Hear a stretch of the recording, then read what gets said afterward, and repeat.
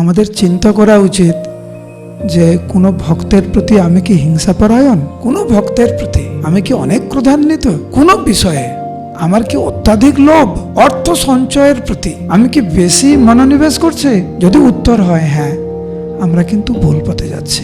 আমরা যেন কোনোদিন এটাকে হালকাভাবে না নেই, ও হ্যাঁ এটা ভাগবতে রাখা আছে, শ্লোক মুখস্থ করলাম বলে দিলাম না। ভাগবতের প্রত্যেকটি শ্লোক হচ্ছে আমাদের জন্য। আমি ভাববো এই শ্লোকটি আমার জন্য, নারুগোপাল দাসের জন্য।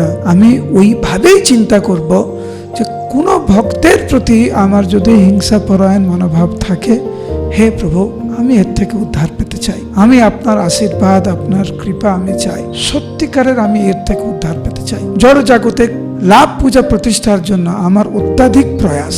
আমার অনেক ভক্তের প্রতি ক্রোধ আছে, অনেক ভক্তের ভালো আমি সহ্য করতে পারি না। এই বিষয়গুলি আমাদেরকে কিন্তু ভগবত ভক্তি থেকে দূরে আমাদেরকে সরিয়ে রাখছে। রাধারানীর কৃপা, মহাপ্রভুর কৃপা, কৃষ্ণের কৃপা, গুরুদেবের কৃপা, ধামের কৃপা থেকে এই সব আমাদেরকে দূরে সরিয়ে